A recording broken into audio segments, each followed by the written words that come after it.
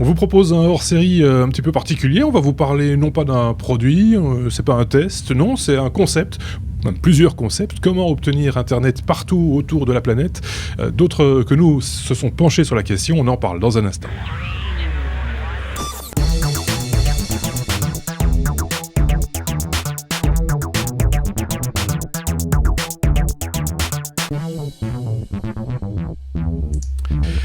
C'est un dossier compilé, on va dire ça comme ça, par Patrick. Bonjour Patrick.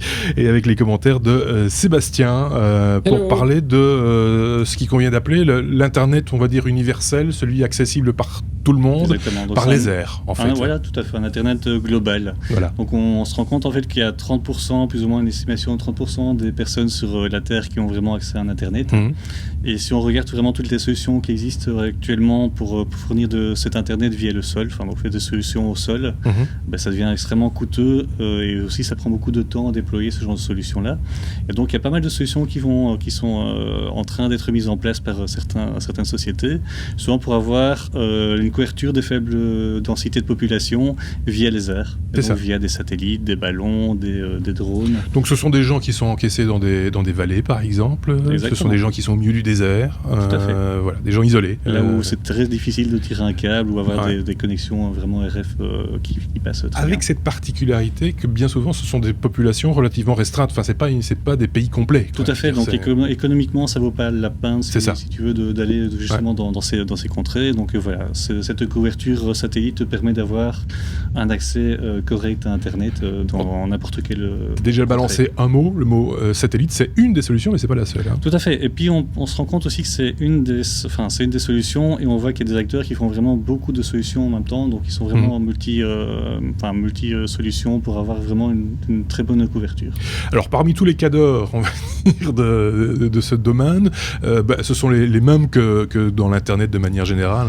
Oui, donc on a les pionniers qui sont Google, Facebook. Voilà. Donc là vraiment le but c'est d'avoir vraiment une couverture globale du monde pour avoir des milliards d'utilisateurs. C'est ça leur intérêt. Exactement.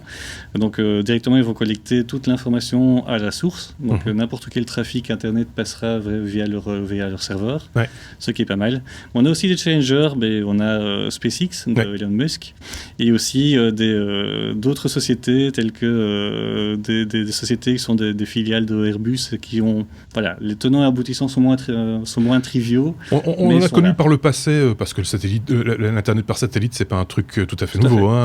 Astra s'était lancé là-dessus aussi à un moment donné avec cette problématique de la voie de retour. En fait, on peut recevoir du signal. Le problème, c'est d'interroger les serveurs. Et donc là, il fallait des lignes téléphoniques. Et en fait, il y avait aussi une latence qui est vraiment énorme. Avec, si tu veux communiquer avec un satellite, tu as vraiment une latence qui est vraiment très forte. Et donc, je veux consulter Wikipédia.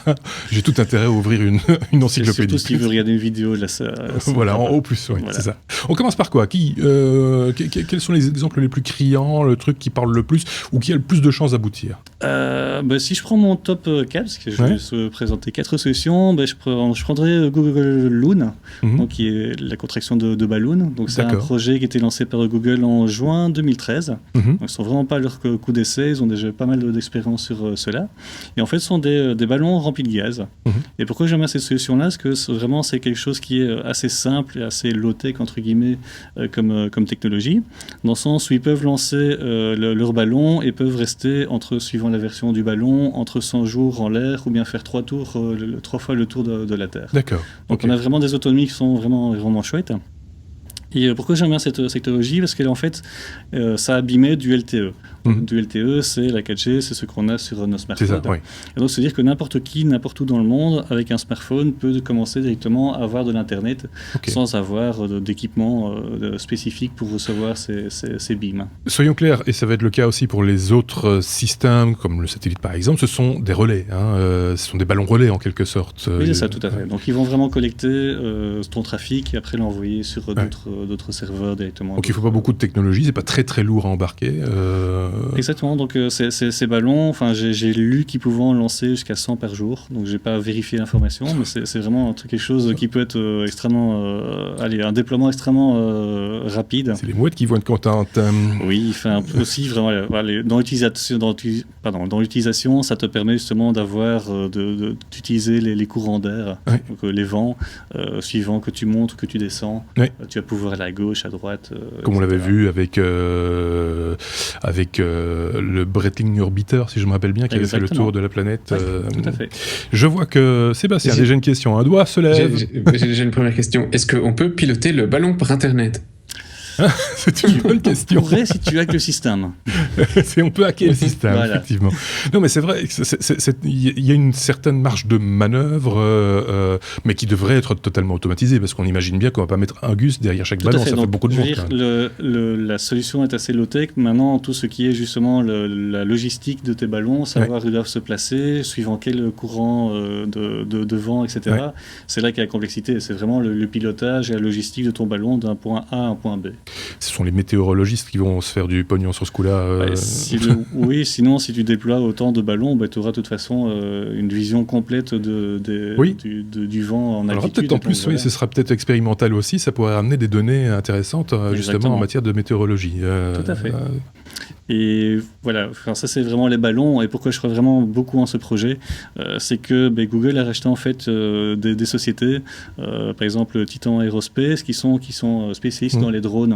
D'accord. Et donc ils peuvent compléter en fait leur offre de ballons avec des drones.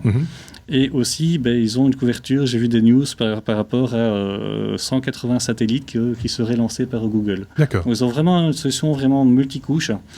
Donc pour la haute vitesse sur une zone vraiment de couverture limitée, tu peux aller avec les ballons, avec les drones. Et si tu veux vraiment couvrir de plus larges étendues, alors c'est les satellites qui prennent le relais. C'est ça. L'altitude de ces ballons, de ces drones, on la connaît. C'est quand même ça doit être au-dessus des vols commerciaux. Oui, je n'ai pas l'information dans mes slides, mais j'ai vu passer l'info de 20 000 mètres, mais je pense que je me trompe peut-être avec Facebook. Donc là, je mettrai dans le commentaire l'altitude exacte. Donc c'est au-dessus de tout ce qui est commercial. Des vols commerciaux, etc., parce que c'est quand même, ça fait quand même un paquet de ballons dans le ciel. Bon, il faut s'attendre aussi à ce qu'il y en ait de temps en temps qui se cassent la figure, mais c'est pas super lourd. C'est pas super lourd, ça prend vraiment pas beaucoup de place en termes de hardware qui est embarqué sur ce ballon, donc c'est vraiment pas un problème par rapport à ça. J'embraye directement sur l'idée des satellites. Je me rappelle que Elon Musk avait présenté les satellites, parce qu'il veut en envoyer un paquet aussi, lui, mais les micro-satellites, c'est grand comme une boîte à chaussures, en gros. Oui, c'est vraiment c'est une antenne, c'est du LTE, donc c'est vraiment des choses qui existent déjà actuellement, qui sont vraiment de très petite taille et de faible poids, donc c'est aussi des ballons qui sont avec un gaz, donc ça peut pas non plus poser... Sébastien, oui. Alors pour info, les ballons sont effectivement à 20 000 mètres, et ils sont gonflés à l'hélium, blablabla, ça on s'en fout. Mais alors depuis 2013, ils sont au-dessus de la Nouvelle-Zélande. En fait, c'est tout l'avantage du ballon. Tu peux le lancer de San Francisco et puis tu prends les vents qu'il faut pour aller sur n'importe quelle zone de la planète, en fait. Tout à fait. Pour information et pour l'anecdote, durant la Seconde Guerre mondiale, les Japonais avaient conçu des ballons avec des mines volantes et ils avaient calculé les vents et le temps que ça mettrait pour arriver jusqu'au-dessus du territoire américain en se disant... Quand ils arriveront au-dessus du territoire américain, les ballons seront vides, ils vont percer, on va balancer des bombes sur la tête des Américains avec ces ballons. Donc tout est réalisable, quoi.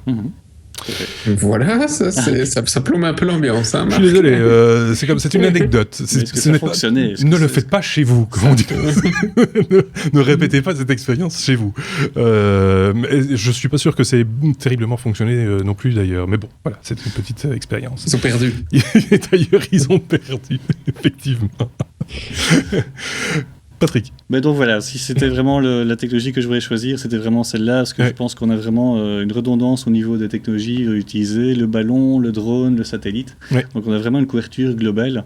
Et on connaît Google pour sa capacité financière et technologique. Donc clairement, par rapport aux milliards d'utilisateurs qui vont pouvoir toucher sur leur service, ils ont tout intérêt à ce que ça fonctionne et qu'ils soient les premiers à pouvoir déployer gratuitement ce type de technologie. J'ai évoqué Elon Musk. son projet à lui, il est totalement réalisable ou pas du tout ou, parce qu'il fait un peu la course tout seul, lui. Voilà, en fait, c'est suivant les news, on parle de 700 à 4000 satellites. Ouais. Donc voilà, il y a quand même de la marge. Ouais. Ce serait dans un délai de 5 ans qu'il veut lancer ça. Donc voilà, on est vraiment sur une couverture qui est satellite, donc des plus faibles débits, mais une couverture plus grande. Ouais. Et donc, voilà, donc c'est très... l'information n'est pas fortement disponible. Il a reçu l'autorisation de l'État américain. D'après ce qu'on avait vu, c'était une info qui était tombée début du mois de juin, si je ne m'abuse. Donc, il a le feu vert, manifestement. Allez-y, les Américains décident pour tout le monde. C'est toujours comme ça, mais voilà.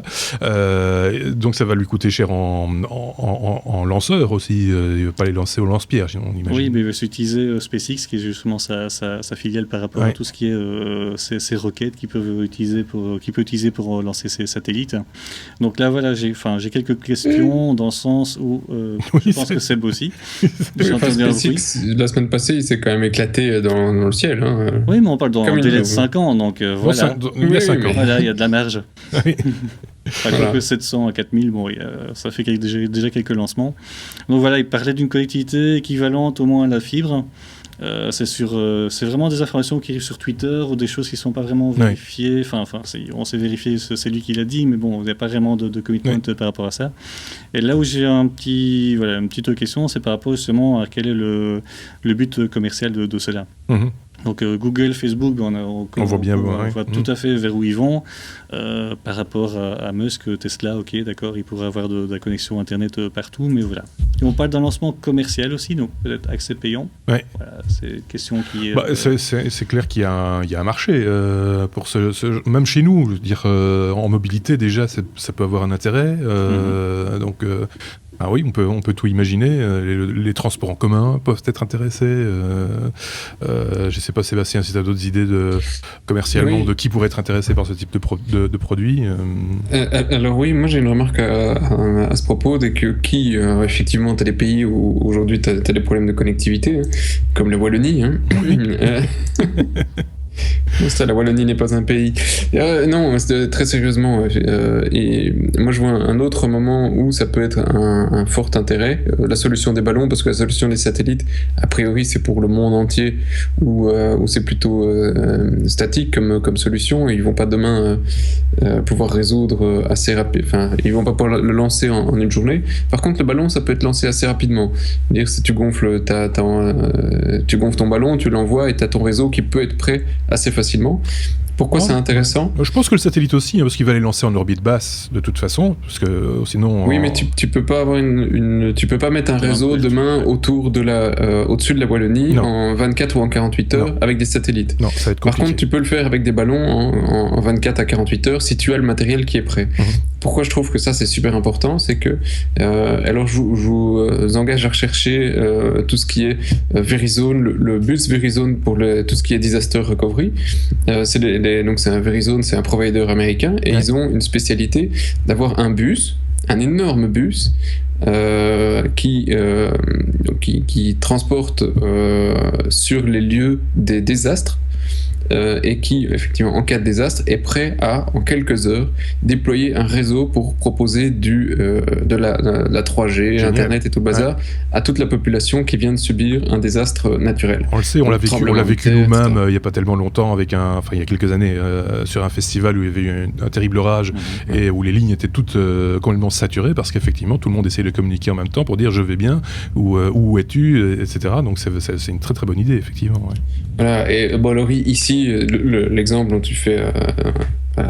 tu parles en Belgique en quelques heures ou le lendemain, le problème était probablement réglé. J'ai plus souvenir de combien de temps ils ont mis pour, mais là tu sais pas le régler en balançant des ballons. Par contre, si t'as un énorme tremblement de terre, si t'as un tsunami, si t'as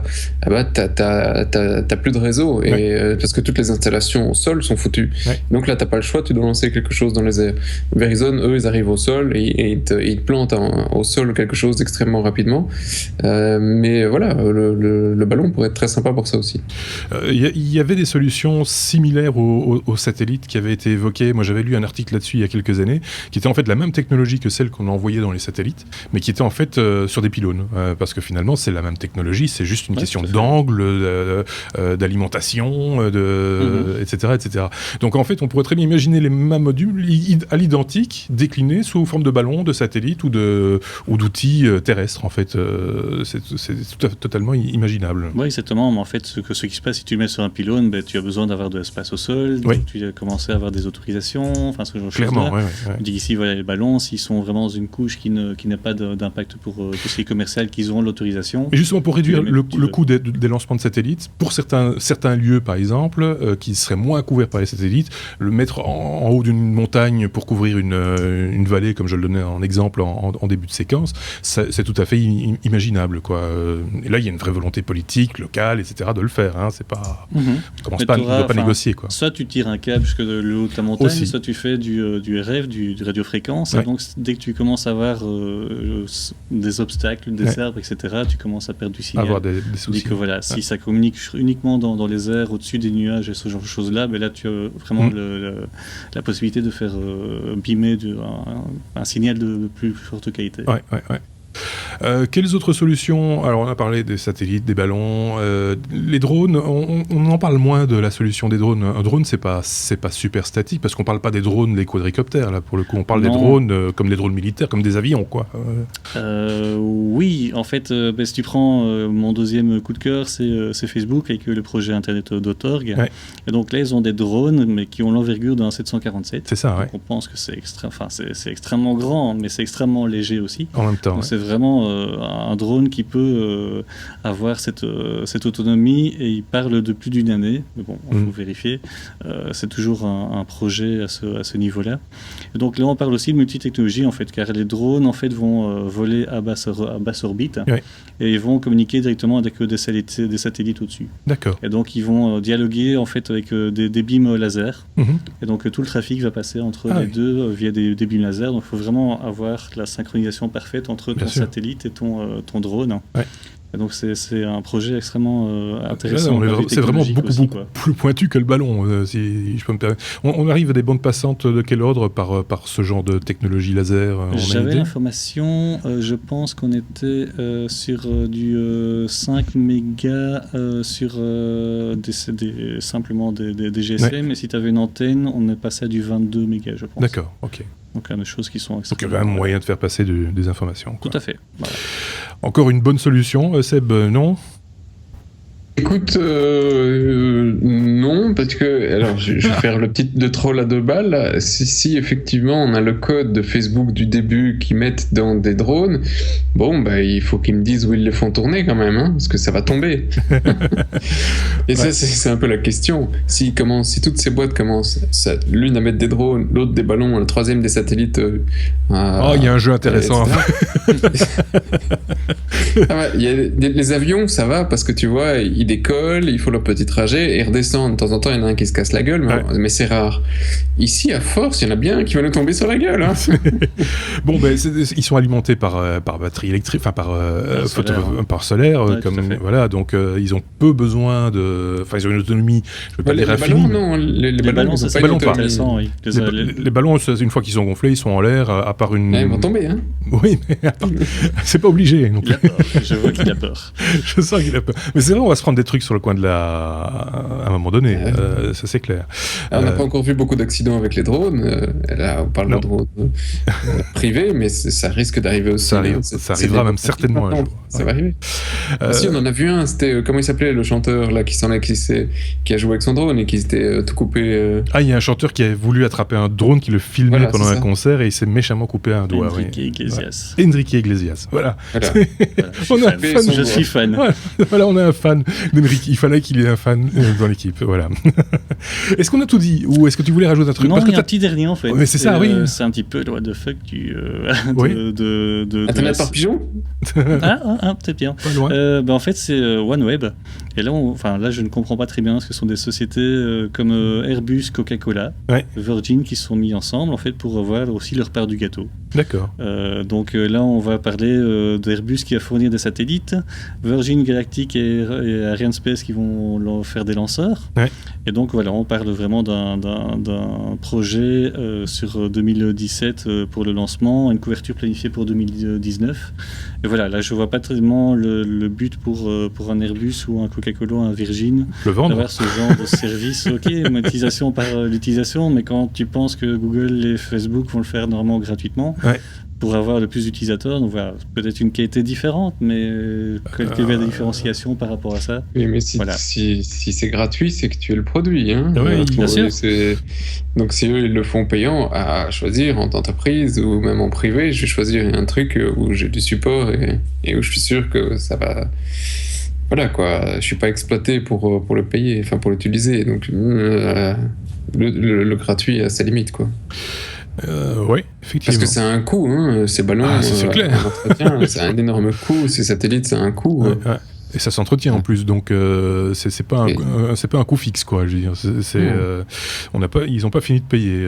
Ouais, si on prend le dernier, on est en 1,5 à 2 milliards de dollars pour un lancement en 2017, donc c'est du costaud quoi. Ouais, effectivement. C'est bizarre que Hubbard ne se soit pas encore mis dans la course. C'est parce que le particulier c'est pas le lancer à la main, tu vois, ils ont essayé. Il y en a qui ont essayé. Oui, c'est ça. Si vous pouvez lancer vous-même votre satellite, votre ballon, à ce moment-là, ça intéressera Hubbard. Est-ce qu'on a fait le tour de ce dossier qui est vaste Oui, tout à fait. Enfin, ce que je veux dire, c'est qu'il n'y a pas un mois sans une annonce. Exactement. Cela. Donc, c'est le moment où on a décidé de faire ce hors-série et maintenant, il y a pas mal de choses qui ont déjà bougé là-dessus. Et ça bougera certainement encore. Donc, on n'hésitera pas à revenir sur ce sujet dans les technos parce que ça nous intéresse. C'est vrai que c'est un petit peu hors du temps, un peu de la science-fiction, mais en même temps, il y a tellement de trucs qui étaient de la science-fiction il y a 5 ans et qui existent aujourd'hui. Tout ça évolue très très rapidement et on essaye de se tenir au courant et de vous tenir au courant par la même occasion, de partager cette information. Si vous avez des informations, n'hésitez pas à nous les communiquer. On s'en fera l'écho, bien entendu, avec par exemple quelqu'un comme Sébastien ou comme Patrick en l'occurrence, ou comme Sébastien. Voilà. On a clôturé ici ce hors-série qui pourrait être lui aussi infini. On en reparlera certainement. À très bientôt. Au revoir.